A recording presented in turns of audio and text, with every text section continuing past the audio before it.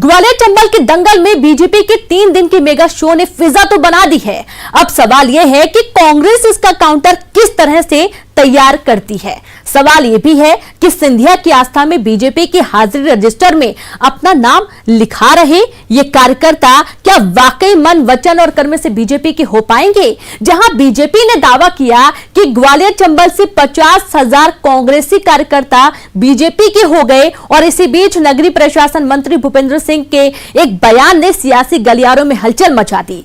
भूपेंद्र सिंह कह रहे हैं कि विधायकों में भी है कई अभी आने के लिए तैयार। आप भी देखिए ग्वालियर चंबल का सियासी दंगल।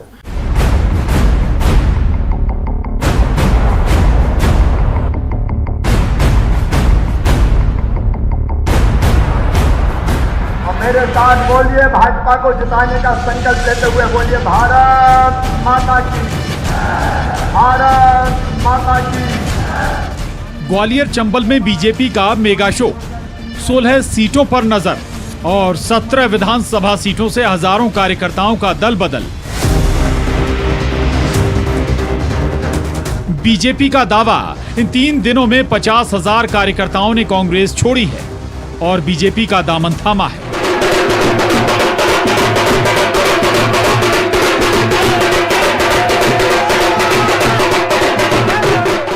मुरैना, भिंड, दतिया, ग्वालियर, शिवपुरी, गुना, अशोकनगर की अलग अलग विधानसभाओं के साथ सिंधिया समर्थक कार्यकर्ता ही नहीं, बीजेपी के बागियों ने भी घर वापसी की है।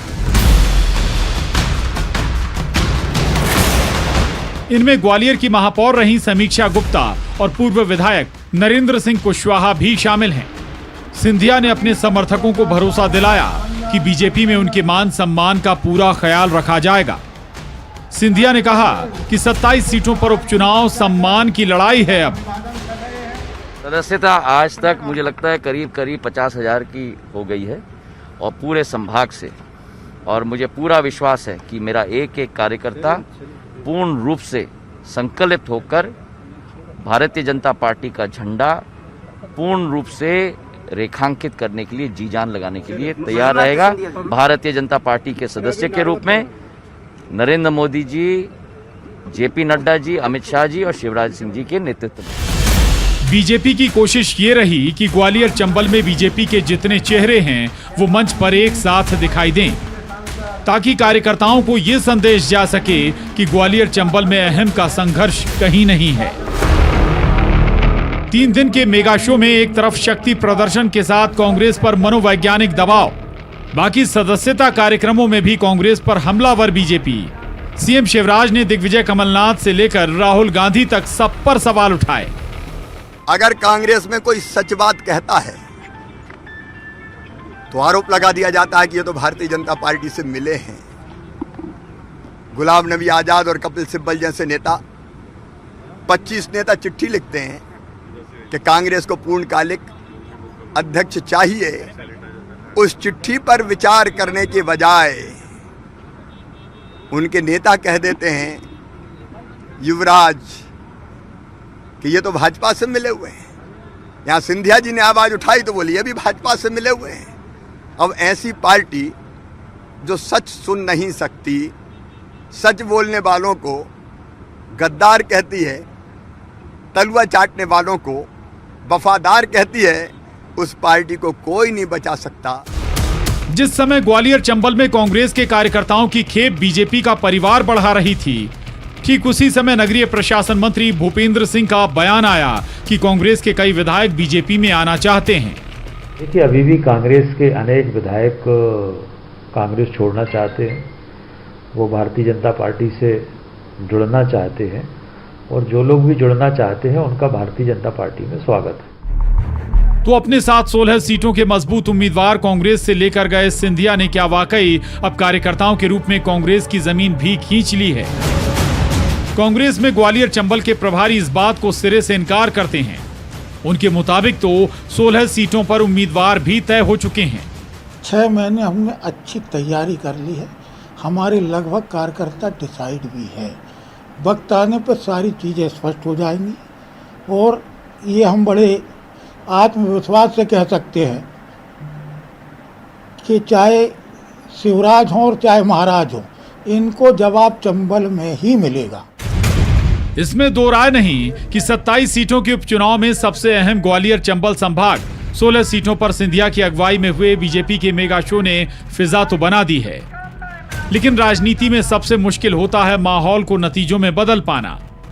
बीजेपी के सामने चुनौती यही है और कांग्रेस के सामने संकट ये कि बीजेपी के इस शो का पार्टी क्या जवाब देगी। कांग्रेस को जमीन पर कार्यकर्ता भी जुटाना है और मजबूत उम्मीदवार की तलाश भी करनी है। ग्वालियर में सुशील कौशिक के साथ bureau report, news 18, Madhya Pradesh, Chhattisgarh. करीब 40 दिन का इंतजार आखिरकार खत्म हुआ। जिस इंतजार पर सियासी बयानबाजी हुई, जनता भी राह तकती रही। नेपानगर से पूर्व विधायक सुमित्रा देवी कासडेकर आखिर सियासी सीन में कब नजर आएंगी? आई तो बीजेपी में संदाज में हुई उनकी रीलॉन्चिंग कि बीजेपी कार्यकर्ता भी हैरत में आ गए। उत्साह में आए सांसद नंद कुमार सिंह चौहान ने पार्टी की बैठक में सुमित्रा देवी को बीजेपी का उम्मीदवार घोषित कर दिया।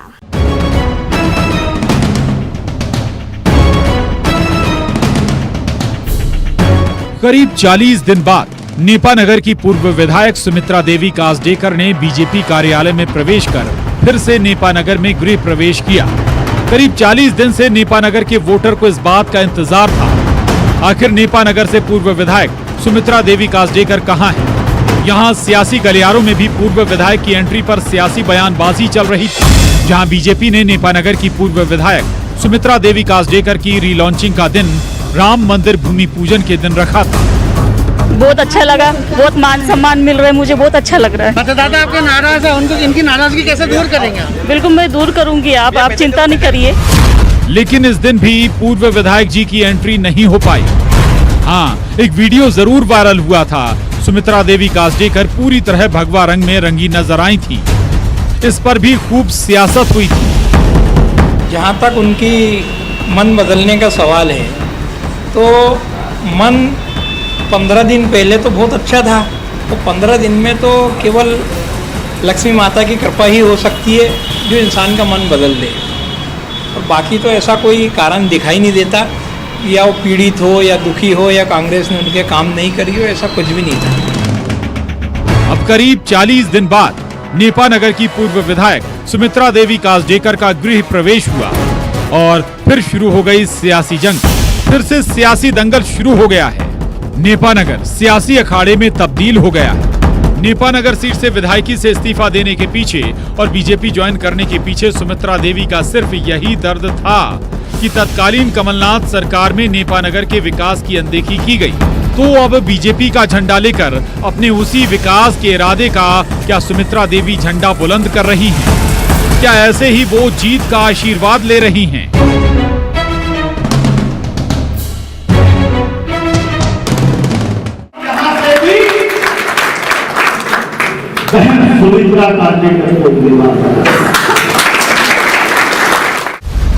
क्या सुमित्रा देवी कासडेकर के सामने चुनौती इस बात की भी नहीं कि वो जनता का भरोसा कैसे हासिल करेंगी? ये सवाल कांग्रेस उठा रही है, जहां कांग्रेस तो बीजेपी पर तंज कस रही है। पीछे आ जाएगा ऐसा कुछ नहीं है। मतदाता बहुत ही ज़्यादा जागरूक हो चुका है और वो समझ चुका है कि हम इनको वोट देते फ्री में, और ये जाके और अपना वोट बिकाऊ हो गया है, ये जाके बेच दे रही है, जिसने करोड़ों रुपए में अपना वोट बेची है। तो ऐसी व्यक्ति को कोई मतदाता वोट इस बार नहीं देने वाला है। कुछ भी कर ले, ये जनता की नाराजगी दूर करने में असफल साबित हुआ। वो तो इस मौके पर सुमित्रा देवी कासडेकर के आशीर्वाद लेने को चरण वंदना बता रही है और सवाल खड़े कर रही है कि आखिर ऐसा क्या हुआ था जो सुमित्रा देवी कासडेकर ने बीजेपी में आस्था दिखाई। चरण वंदना, यही हाल उन्होंने सुमित्रा कासडेकर का भी किया और जानबूझकर ये हरकत की गई है, हमें पता है, क्योंकि इनकी कथनी और करनी दोनों में अंतर है। अब नेपानगर से पूर्व विधायक सुमित्रा देवी कासडेकर को घेरने के लिए कांग्रेस आखिर कौन सी रणनीति बनाएगी? नेपानगर के विकास के लिए कांग्रेस पार्टी छोड़ने वाली सुमित्रा देवी जनता के बीच कब दौरा करेंगी? इस सियासी बयानबाजी के बीच विकास के सवाल तो गूंजते ही रहेंगे। नेपानगर में अभी कई सियासी सीन बाकी हैं।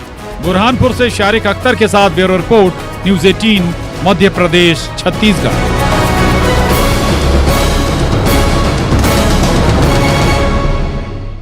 चुनावी चक्कलस में अभी सियासत के कई दांव देखे जाने बाकी हैं।